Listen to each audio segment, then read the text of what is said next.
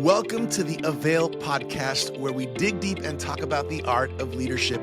My name is Josh Surratt, your AVAIL podcast host and lead pastor of Vertical Church, aka Iglesia Vertical in South Florida. Today, we're sitting down with Pastor Josh Surratt. Josh is the lead pastor of Seacoast Church in Mount Pleasant, South Carolina, where they have many locations. And today, we're going to discuss pastoral succession, church transition, and church culture. So lean in, leaders, and let's get started. Pastor Josh, it is an honor to have you on the AVAIL podcast. How are you feeling today?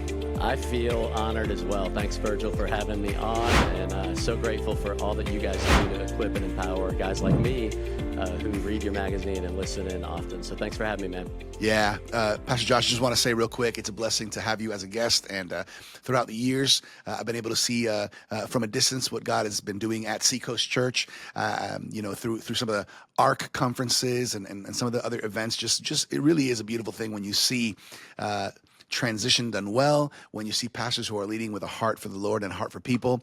So I'm thankful for your life and for your leadership. And I would love for our AVAIL audience to get to know you a little bit. So can you share with us, who is Josh Surratt? Who is Josh Surratt? I am I'm a fourth generation pastor, which is wild to me because I never thought I would be in this situation. I was telling Virgil earlier that if you study our family, you'll find Mary Surratt was the first woman ever hanged by the United States government. Wow. She was during the Civil War.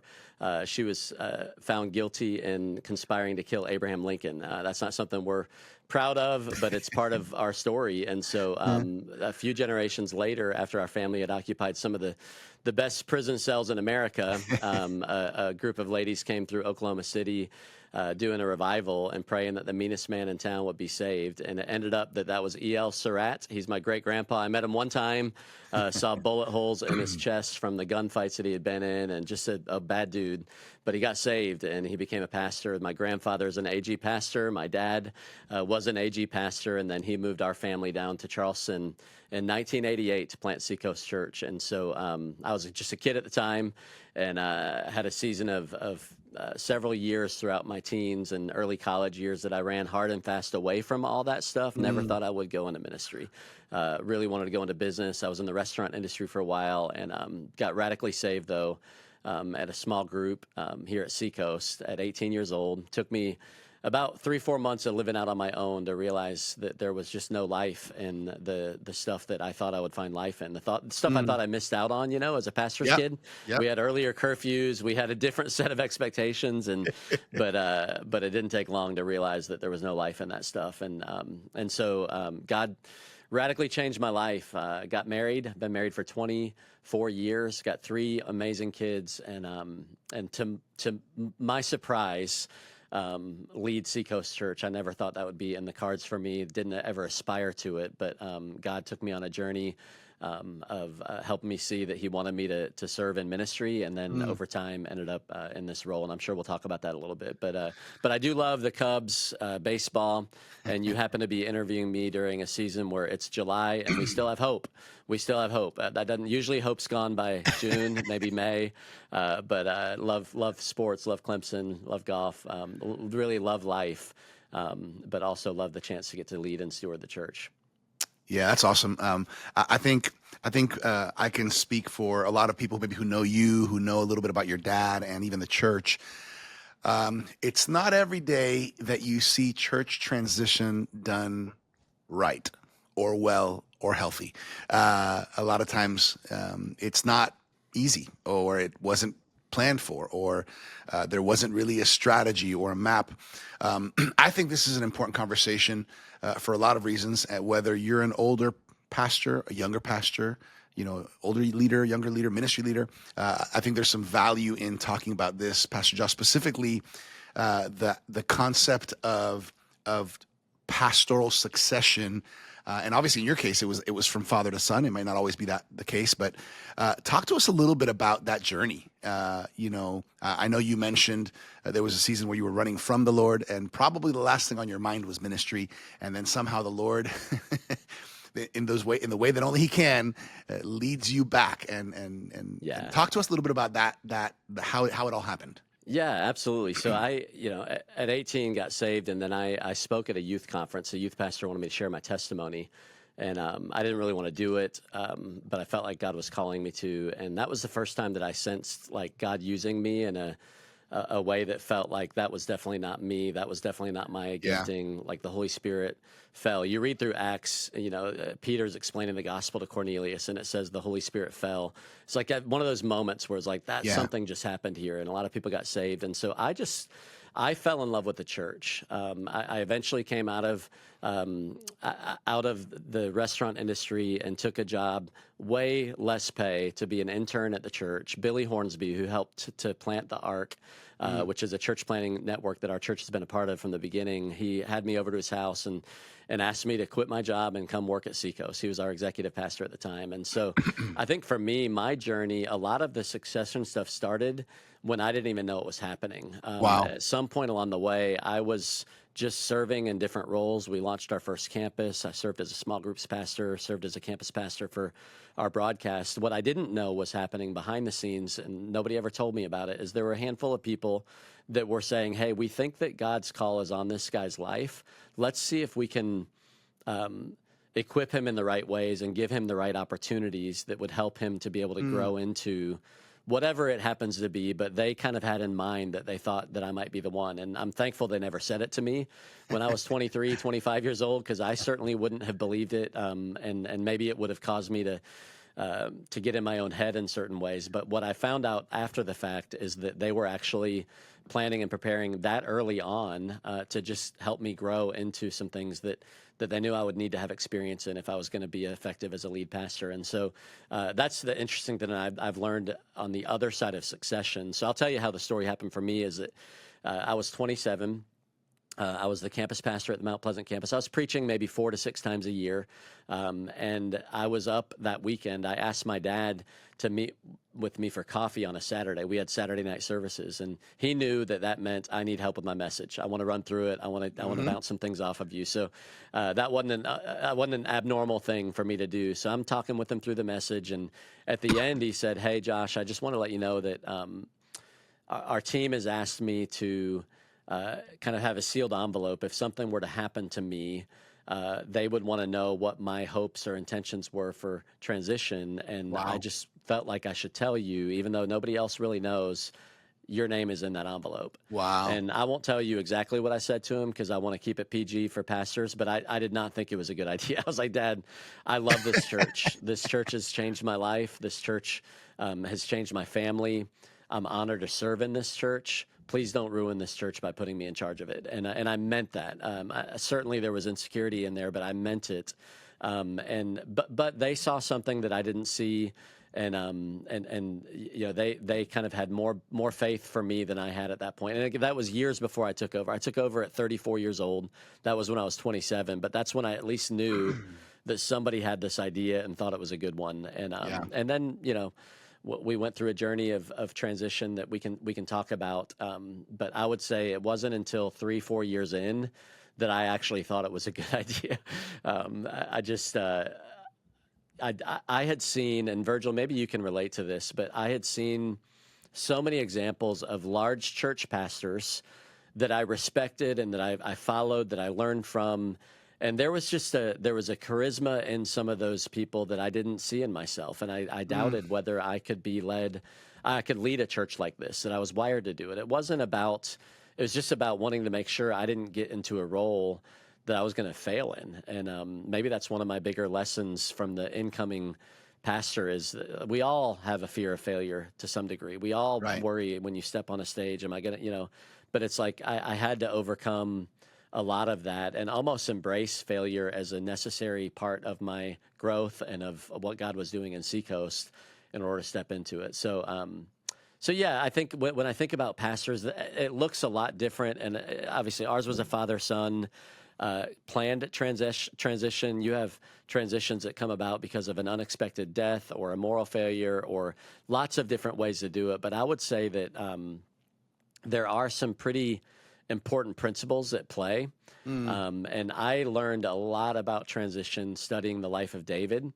And there's some easy things to pick out in that. One, you see in Saul, you see a guy who was called and anointed to lead. He made his mistakes, but at some point God moved on. and Saul didn't. Everybody else knew. Saul even knew. Samuel told him, hey, God is moving on, but he held on way too long. And it ultimately brought about a lot of frustration for him, for his family. Obviously, he ends up dying a terrible death in a war that he probably shouldn't have been leading the team to fight in anyways. And so I think, generally speaking, when I'm talking to pastors, it's like, I don't want to ever be the Saul who is still holding on to something that, that there was a time in a season where that's what God had called him to do, but holding on too long. But then you also have these examples in David's family of guys like Absalom, and others of his sons who tried to grab something that was never given to them. And this is probably a controversial take, but I think I love church planting. I love the church planting movement. We've been at the center of it with the Ark, and we love it. I think there's a percentage of church planters that may be Absaloms that weren't willing to just wait for what God had for them. They had to go grab something that maybe God hadn't given them to grab. And again, that's easy for me to say from sitting in my room. I'm not a critic of the church. I love the church. Yeah. But I do wonder if there are times we're trying to grab something that really was never ours in the first place.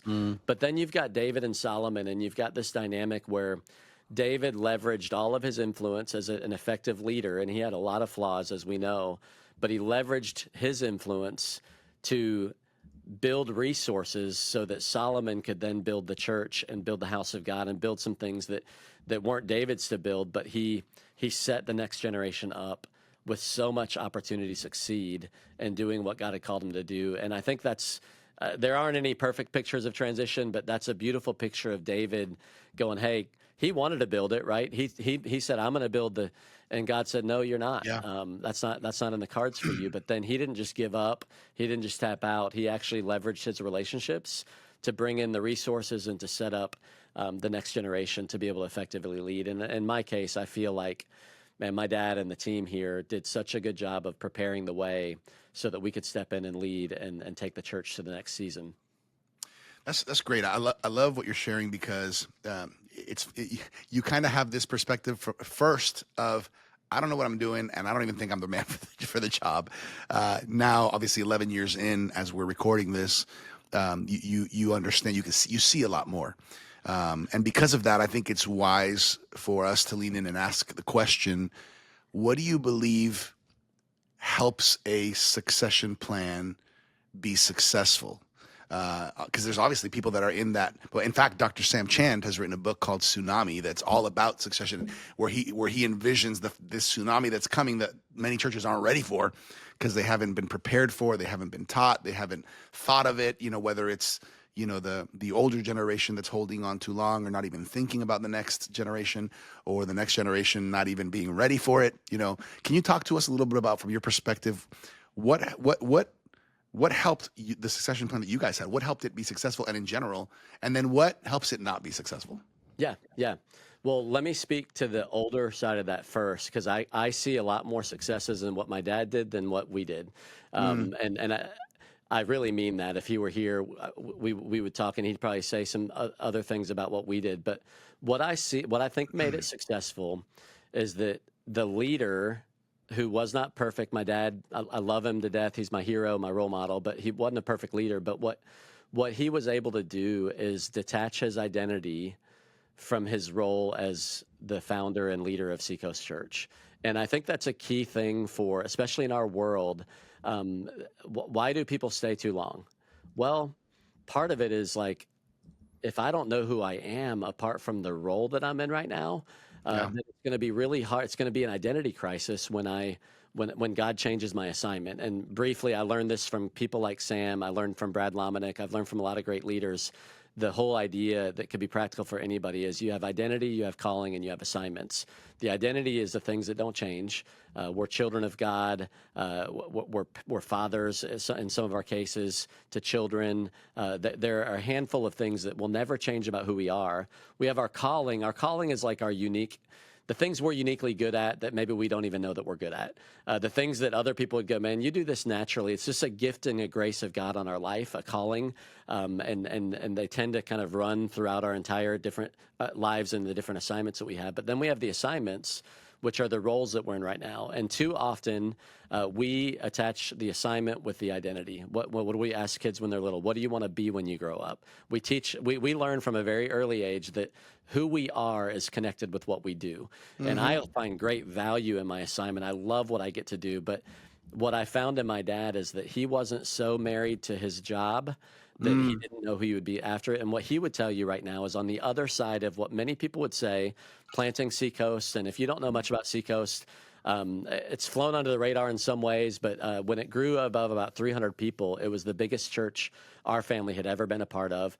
But God has allowed it to be a church that's reaching tens of thousands of people, and that's influencing a lot of people around the world, and we're so grateful for that. But it never became my dad's identity. And so he would tell you right now, he's living the greatest years of his life. He's actually embraced the next assignment, which is to actually care for pastors, to love pastors, to serve pastors well. And God is doing things in his life right now. I love watching him. He's so more full of energy and all of that. And so I just say a lot on that. But man, if we can learn from the beginning, like at the 26-year-old Josh, that dude, you are more than what you do, then we're going to do a lot better job of recognizing transition when God begins to initiate a new assignment for us. And so that's huge. My dad did it really well. It was a struggle, but he had wise counsel in his life to help him with that. But the other thing I think that would be really key for success is honor. I think that it's not that hard, man, to just show honor to the people who paved the way for us. And so from the incoming leader, we come in and we've got all of this vision and we've got all this desire to do things differently. We now have the opportunity. We're sitting in the seat. And what I would tell incoming pastors is for the first year, just be a pastor. Don't even be a leader. And I exaggerate that. I don't mean it entirely. There are things you need to do, but like if you would just focus that 80% of your job is sit with people, have lunches with people, get to know the key leaders in the church, spend time with them. Because if you'll do that, you'll pastor them. When you are ready to make some major changes or to tweak some things or move in a new direction, you now have capital relationally with the people that you're going to need to help make that happen. And so I think one of the mistakes that I see young leaders make is they come in and they're so eager to prove that they have what it takes, to prove that they're a leader, to put their stamp on it, that they go make all of these changes. And many of them are the right changes. Like they're the things that the church needs for the future. But they haven't invested the time to just be a pastor, to spend time with people, to get to know people, to build the relational equity so that people trust you. I think trust is the currency that we have as leaders, especially in ministry.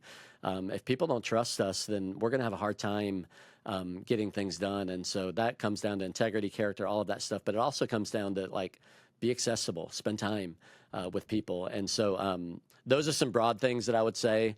If you get the relationship stuff right, if you get the culture stuff right, if the church doesn't think that the outgoing pastor was forced out, or if the church doesn't get these signs that the outgoing pastor really doesn't believe in the incoming guy, like you can do pretty well. You can make a lot of mistakes in strategy if you have the culture right there. But if you've got a lot of that tension, and again, I realize there are different dynamics and different transitions, and sometimes the outgoing leader failed morally. Even in those cases, there are ways that an incoming leader can show honor to the people that laid the foundation without necessarily endorsing the character or whatever. But it's like, if you don't get that stuff right, you can execute your strategy 95% right, and it's not going to go well because people are going to pick up on, oh, there's something weird going on here. And my dad, I'm so thankful that when we did start making those changes, he was on the front row. I'll tell you one quick story. He was preaching for us. This was probably 5 years after he transitioned out. And he got up after worship and he opened with basically saying, hey, I don't know about you guys, but I felt like that music was really loud, like too loud. And I didn't know the words to two of the songs we did, and I'm not sure I love where worship is going. And I'm sitting on the front row, like freaking out. I'm sweating, like, what are you doing? And then he goes, and because people are like, we're getting comment cards a lot at that point. The music's too loud. The music, all that stuff. And he's like, he's reinforcing this stuff, and that's out of character for him. I'm like, what are you doing? And then he goes, but then I looked down the row, and I saw my 9-year-old grandson. And his hands were raised, and he was worshiping, and he knew all the words to the song. And it occurred to me, like, I shouldn't like all of the words to the song. Like this church shouldn't be catering to my preferences as a 65-year-old man, but man, we get to be a part of a Wow. church that's actually going to Wow. outlast us. And he pastored a whole group of people who Yeah. were feeling some of the same things, and he turned it into like a leadership moment where he Totally. led them through like embracing some of the changes that we were trying to make. And so he's done things like that over the years that have just really added so much value. It's not like he's chastised the church for how they were feeling. He actually like acknowledged it and gave credibility to those feelings, but then pastored through, Yeah. what do I do when the church isn't lining up with my preferences anymore? Oh, it's not about me. We get to do something bigger. So anyways, those are the kinds of things that he did. And it's just cultural things that really showed honor, and helped make the transition go way better than it would have otherwise. That's huge. I love hearing stories like that, and I can actually bear a little bit of witness, because a few years ago I was invited to participate in a retreat at Church Creek. Seeing your dad in that season of his life where he expressed how much passion he's having in this season, not being the lead pastor, but pouring into pastors through all these other avenues. So I love that. I love that concept of your identity can't be attached to your role, and I can see that being a challenge, for many in inhibiting transition. I sense, and when I hear you talk about pastoral succession and even your experience, Pastor Josh, I sense like a passion for it. Like I sense that you have a passion for helping pastors and churches through this process and through this journey. Can you share a little bit about that? Yeah, man. Well, I think for me, I'm so grateful for a process that was healthy. Again, not perfect, but that was healthy. And I know, Virgil, there's no way that Josh Surratt could sit on a podcast like this or write a book and say, "Hey, I can't take any credit for what God's done here. Like this is something that I'm leading something that I didn't start." And I think that many people can relate to that. Whether you're taking over a church or taking over a ministry, you become a new youth. Like we have to learn how to steward things that we didn't start. And I think that part of why I'm passionate about it is just because of how much it's blessed my life to be a part of it. And the other thing that I would say is a lot of the things that I considered weaknesses in me, like I was a little bit of a reluctant leader. I felt like I didn't have that ambition to take it over, and I felt like that's what I've learned in hindsight. I've now been doing this for 11 years, is what I thought were weaknesses actually were strengths and were what the church needed in that season. And so if you're here and you're wondering whether you have what it takes to do the thing that God's called you to do, welcome to life and ministry. We can go back to Abraham and Moses and all of these people that were like, I have a stuttering. Like, so anyways, I'm not going to preach a message to you about that, but just know that God didn't make a mistake when he created you. And what our church needed, they didn't need another Greg.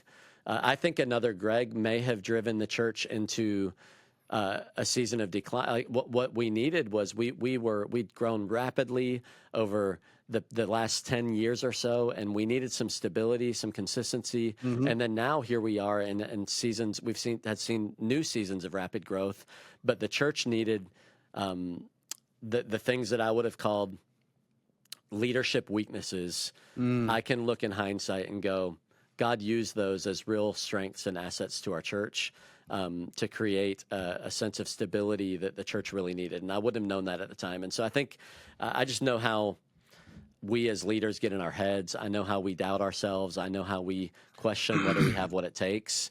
And God is the one who did it, right? God is all glory and credit goes to God.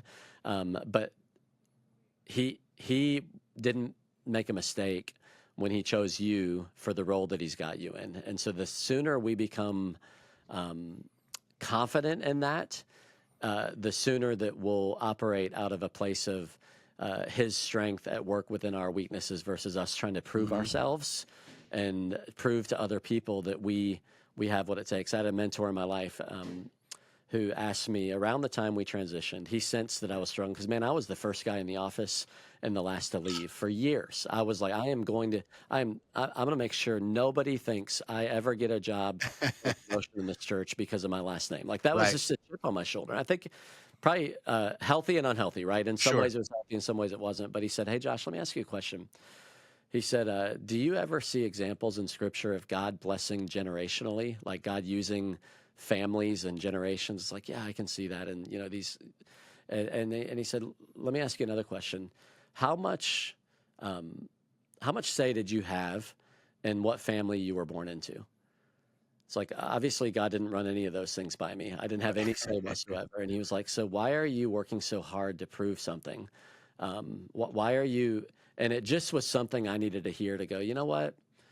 I'm not gonna live like that, because I think that's where we, on the other Yeah. side of it. I mean, you can be lazy, you can, yeah, that's an issue, right? But more times than not, it's people that are striving and they're Hmm. trying so hard to prove something, probably to themselves and maybe their dad, if we Hmm. really got into the counseling side of it, that God was able to help me deal with early on. Because when you take over a church, especially a church of size, of influence, Yep. I mean, we all know you don't want to. Nobody wants to follow Coach K at Duke, right? Nobody wants. You don't want to follow. You want to follow the guy that followed the legend. You don't want to follow the legend.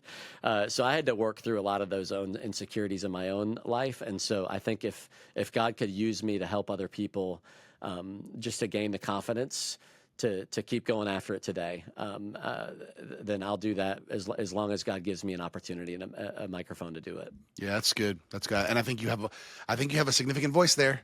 Uh, you know, not only when you have experienced it in a way that, like you said, not perfect but very healthy. And the reality is, there are so many that are in need of wisdom and guidance in this process. So I hope that pastors and churches do lean in. I want to piggyback off of something you were saying, because you kind of alluded to church culture, which by the way, and we might pivot here a little bit, because I think that one of the keys to a successful transition on post the passing of the baton, so to speak, is how do we establish a culture for the organization where it is healthy and there is growth, but there's care. Let's talk church culture. Why is church culture important, and how do you define church culture? Like, what is that? What is that for you guys?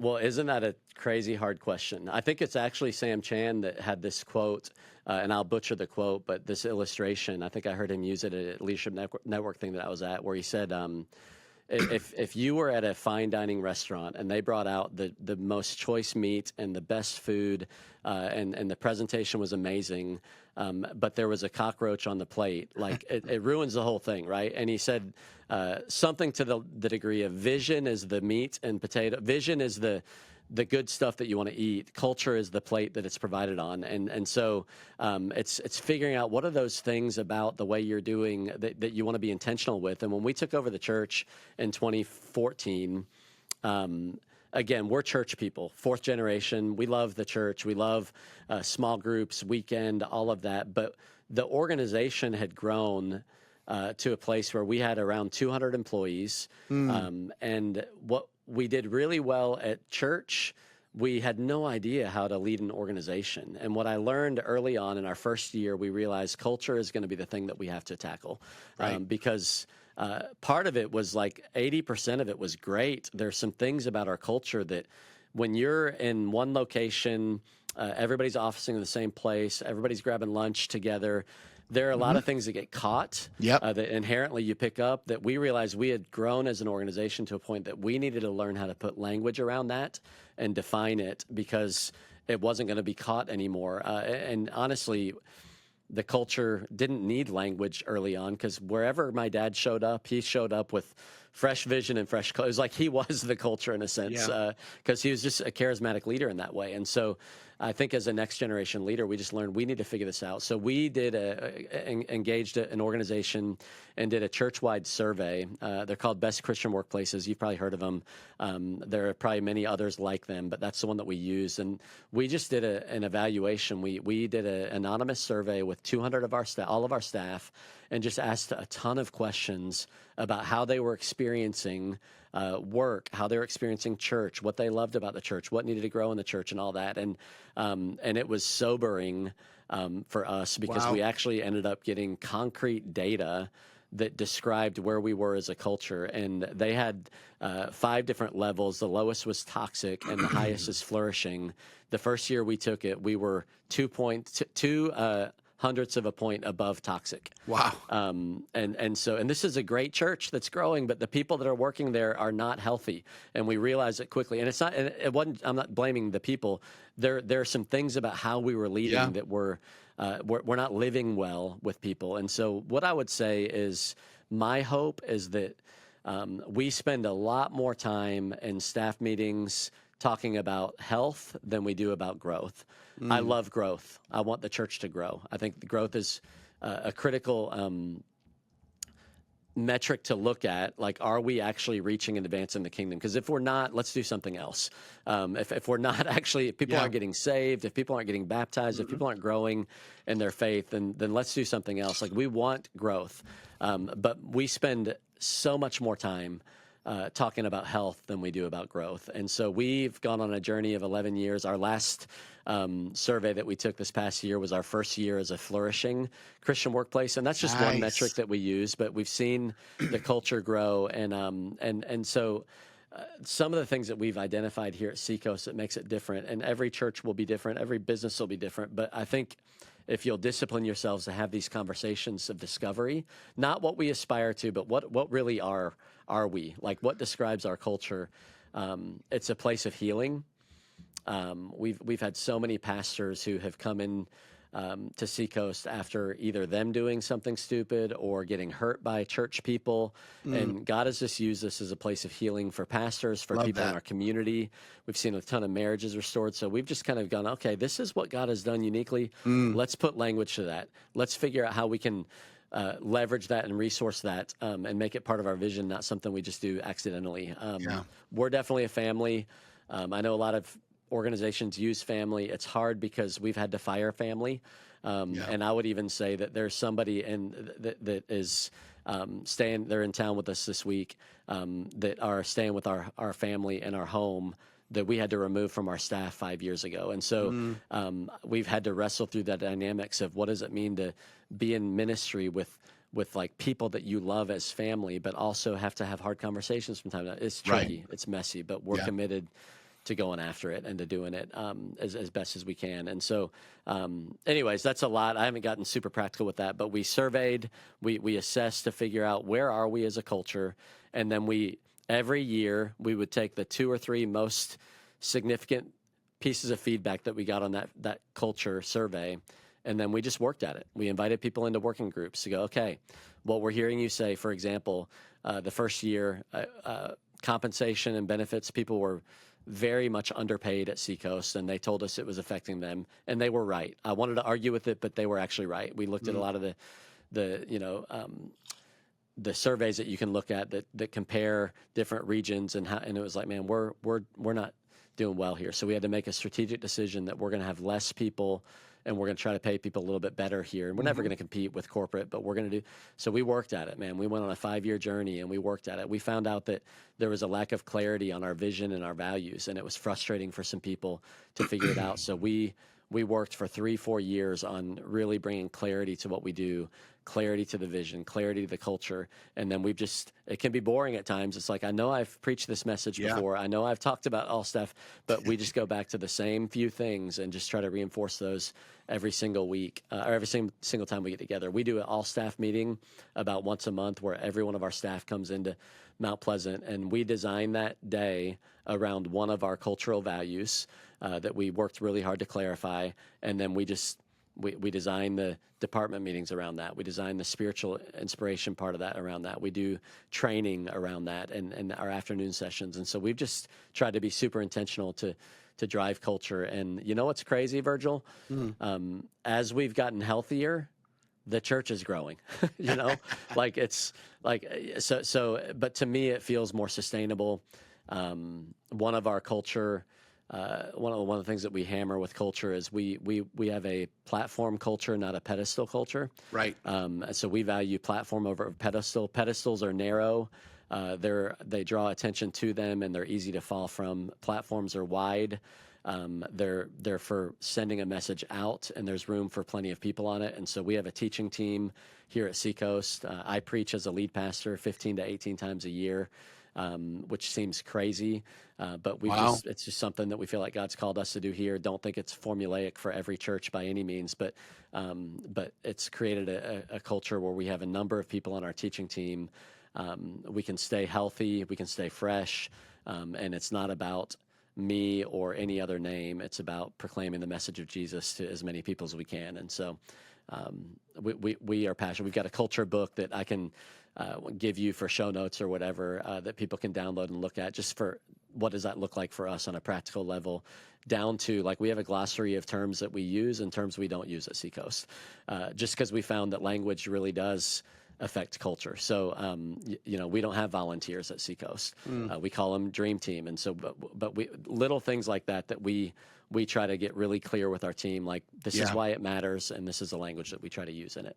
Yeah, that's good. I love that. I think a lot of people would want to lean in to that culture book and maybe glean from some of that and learn from some of that. But I love it. I love everything you've been sharing, Pastor Josh, because it just, it brings hope and encouragement to pastors and churches that might be in a season where they need to be considering we need to plan for succession, or at least begin the conversation, and then I think it's never too late. Even an existing pastor who's maybe in the middle of a journey that might need to shift or maybe even adjust a few things culture wise. It's not what we do; it's the how, right? It's how we bring it across. So I appreciate you bringing out some wisdom and sharing some of the things that you guys have been doing at Seacoast.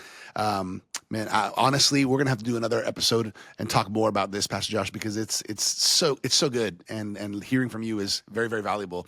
I want to know, for people who want to lean in and maybe find out more about Seacoast, more about your leadership, or even church transition, what's the best way for them to kind of know more about you and connect with you?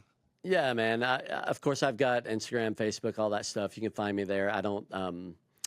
I think 2020, I got some wounds. I don't use it as much as I should. I saw how that stuff could go sideways on me, but I do try to post and keep up there. But seacoast.org is our website.